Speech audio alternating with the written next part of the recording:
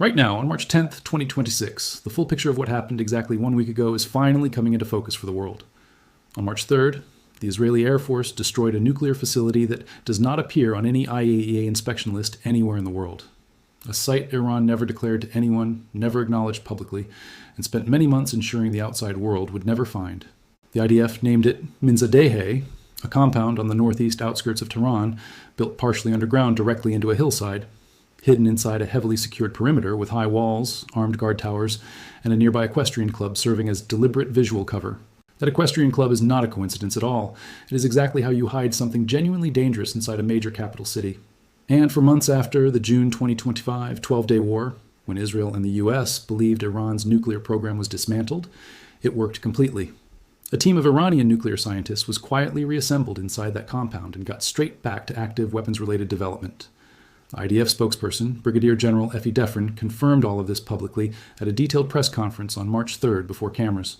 Israeli intelligence tracked specific nuclear scientists traveling to Minzadehe stealthily, and those scientists led them directly straight to it. On March 4th, Airbus satellite imagery confirmed heavy destruction across multiple above-ground structures inside the compound near Tehran. The Institute for Science and International Security, founded by former UN Inspector David Albright, independently verified all the strike damage. But here is the single detail that changes the entire frame of this story, and that most media coverage is still not fully unpacking today. The IAEA, the UN nuclear watchdog with inspectors physically present inside Iran, had absolutely zero record of this Minzadehe compound. Not in their database, not on any declared site inspection schedule at all. Iran simply never submitted this facility for any international oversight. And yet it was fully operational inside. Active scientists working daily on infrastructure built specifically for nuclear weapons development activities.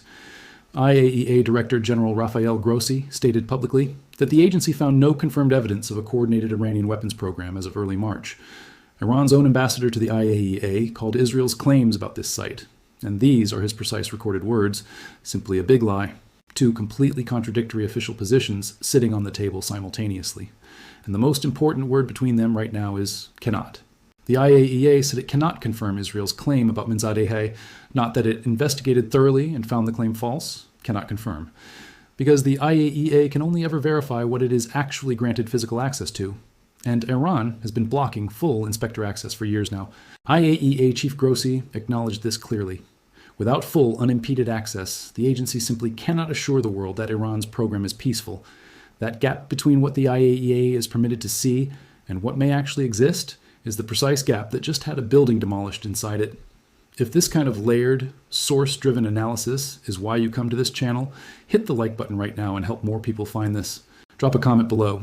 Do you think the IAEA inspection system is still genuinely fit for its stated purpose after what came to light this week? Because what Israel struck on March 3rd is only the very first visible layer of a much larger story that is still actively unfolding right now. Stay with me right here, because what comes next changes the entire picture of where this conflict is genuinely heading from this point forward. Here's the detail that almost nobody covering this story has clearly connected yet. And once you see it, it reframes everything. The IDF said scientists at Minzadehe were developing a key component for a nuclear weapons system, but did not specify exactly which one. Israeli Ambassador Michael Leiter went further on X, stating the site was working to pair enriched uranium with a missile delivery system. That phrase, pair enriched uranium with a missile delivery system, is not vague diplomatic language. That is a warhead integration program, and it connects directly to a report published in December 2025 by Italy's Institute for International Political Studies, known as ISPI. According to sources cited by ISPI in October 2025, just 4 months before the March 3rd strike, something significant shifted inside Tehran. Iranian Supreme Leader Khamenei reportedly authorized the initial development of miniaturized nuclear warheads for ballistic missiles, according to ISPI. For years, according to multiple analysts, Khamenei had personally blocked this exact decision, despite sustained pressure from the Revolutionary Guards. The June 2025 12-day war appears to have changed his calculation entirely. Here is why that strategic shift matters, and why the logic is worth understanding. During that June war, Iran fired over 550 ballistic missiles at Israel. Of those, only roughly 25 reached the ground, approximately a 5% impact rate. Iran's air defenses were largely dismantled. Its proxy network was weakened. Its conventional deterrence, built over decades, was exposed as insufficient against sustained strikes. The conclusion that reportedly emerged inside Tehran was stark, Conventional weapons alone cannot protect the regime from a serious US-Israeli military campaign. According to ISPI's analysis, that lesson shifted nuclear weapons from a theoretical option to what Tehran now views as its only credible long-term deterrent. Now here is where the technical picture becomes critically important, and where most coverage is still missing a key distinction entirely. Iran already has the enriched material. As of late February 2026, it possessed roughly 441 kilograms of uranium, enriched to 60% purity. Moving that material to weapons-grade 90% enrichment would take only a few weeks with functioning advanced IR-6 centrifuges, according to ISPI analysts. That enrichment sprint is actually the easier half of the equation. The harder problem is precisely what Minzadehe was apparently trying to solve. Building a compact nuclear warhead capable of surviving ballistic missile delivery is a fundamentally different engineering challenge from enriching uranium in centrifuges. It requires solving miniaturization, structural hardening against launch stress, re-entry heat, and reliable detonation, all simultaneously in one integrated package. Iran lost significant numbers of its most experienced nuclear scientists in the June 2025 strikes and in prior years of Israeli targeted operations against them. In my view, that is precisely what the facility's location and design suggest. It was not built for enrichment. Natanz handles enrichment at industrial scale. It was built for the harder, more specialized work of weaponization, converting existing material into something actually deliverable by a ballistic missile. The Institute for Science and International Security noted the site was partially buried into a hillside, consistent with hardened, protected research infrastructure. What Israel destroyed on March 3rd was not a symbolic target. According to Israeli sources speaking to the Jerusalem Post, it was a time-sensitive one. Stay with me, because next we look at the other nuclear sites struck the same week, and what the combined picture tells us about the full scope of what Iran was building. Minzadehe was not the only target, and when you see the full list of what was struck in the same week, the picture shifts completely. 4 separate nuclear facilities were hit between March 1st and March 3rd, 2026, according to analysis by the Foundation for Defense of Democracies. Only one, Minzadehe, was publicly confirmed by the IDF. The other 3 were identified through independent satellite imagery analysis. The second target was Natanz. On March 1st, 3 entrance structures to the underground fuel enrichment plant were destroyed by airstrikes.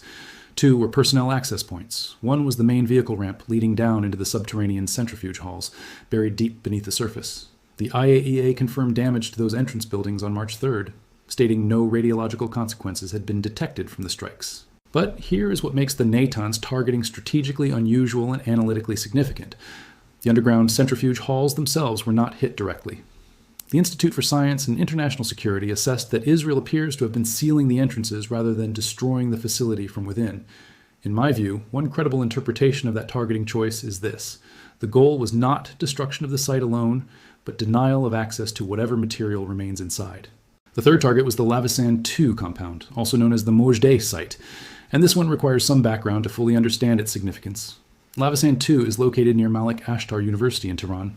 The IAEA has a documented connection between this site and Iran's AMAD plan, its original covert weapons program.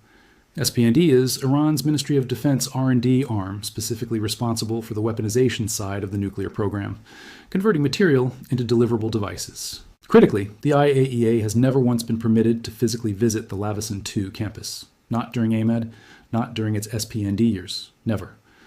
After Israel struck Lavisan 2 during the June 2025 war, satellite imagery showed Iran rapidly demolishing damaged buildings, a pattern analysts described as sanitization.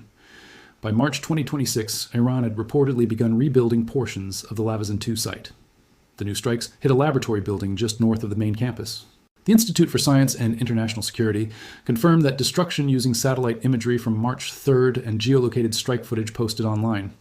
The fourth target was Isfahan, Iran's nuclear technology center and the site where uranium conversion into gas for centrifuges historically took place at industrial scale. Isfahan was struck heavily in June 2025.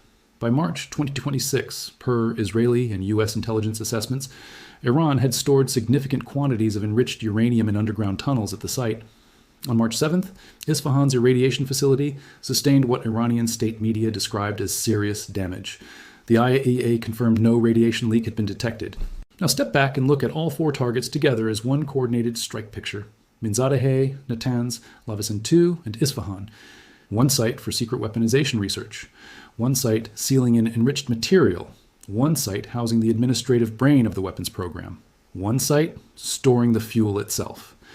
In my view, that is not 4 random targets selected in the chaos of an active military campaign. That is a coordinated attempt to close every remaining pathway simultaneously. Enrichment infrastructure at Natanz, weaponization research at Minzadehai, program administration at Levisan 2, fissile material storage at Isfahan.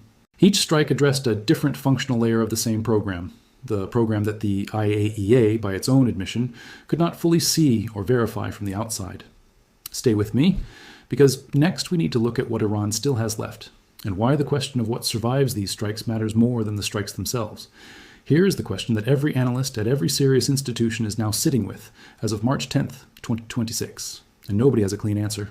Iran's enrichment facilities at Natanz and Fordo were severely damaged in June 2025. Its weaponization sites have been struck again in March 2026. And yet, as of this week, roughly 440 kilograms of uranium enriched to 60% purity is still unaccounted for. The IAEA does not know where it is. Let that sit for a moment. The material for potentially 9 to 11 nuclear devices exists somewhere inside Iran. The world's nuclear watchdog cannot locate it. According to CSI's analyst Joseph Rogers, writing on March 5th, 2026, the exact location of Iran's enriched uranium stockpile remains unknown after the latest strikes. The Arms Control Association noted that even if the Isfahan tunnel entrances were sealed by strikes, Iran has likely already been able to access the material stored inside. This is the central unresolved problem that the strikes on Minzadehai, Natanz, Levisan 2, and Isfahan have not fully solved, and that no conventional airstrike can fully solve. You can destroy buildings, you can seal tunnel entrances, you can dismantle centrifuges and eliminate scientists, but you cannot bomb knowledge out of existence. The Arms Control Association stated this clearly. Strikes cannot destroy the nuclear knowledge Iran acquired through its pre-2003 weapons program and its years of subsequent enrichment work. Iran has known how to build a crude gun-type fission device since at least 2024, when U.S. intelligence assessed it was actively exploring that cruder but faster pathway. A gun-type device does not require miniaturization. It does not require the sophisticated engineering that Minzadehai was apparently working on. It is simpler, and it uses more material. In my view, this is where the strategic picture becomes genuinely complex, and where the simple narrative of the program was destroyed starts to fall apart under scrutiny. What remained after June 2025 was not the core industrial enrichment program. That was largely dismantled. What remained were the peripheral, dispersed, and hidden elements. Minzadehai was one of those elements. Levisan 2 was another. The undeclared stockpile of centrifuges, which the IAEA has not been able to monitor since February 2021, is another still. The IAEA acknowledged in prior reporting that it does not know how many centrifuges Iran produced outside its declared facilities after monitoring was suspended in 2021. That means Iran may possess an undeclared inventory of advanced centrifuges, machines that could be installed at a new, undisclosed location relatively quickly under the right conditions. In my view, this is the real takeaway from the week of strikes ending March 7th, 2026. Not whether any single facility was destroyed completely or partially. The real takeaway is that the gap between what is declared and what may exist has now been demonstrated in concrete, satellite-verified terms. Not once, but across 4 separate sites in 1 week. That gap does not close with bombs. It closes with verified access, transparent accounting, and political decisions that have not yet been made by any party involved in this conflict. What those decisions look like, and whether this moment accelerates diplomacy or forecloses it, is the question that will define the next chapter of this story. If this kind of source-driven, layered analysis is what you come here for, subscribe and hit the notification bell. And drop a comment below with what you think comes next. Does this moment push Iran and the US back toward a negotiated framework? Or does it push the region towards something that has never happened before in modern history?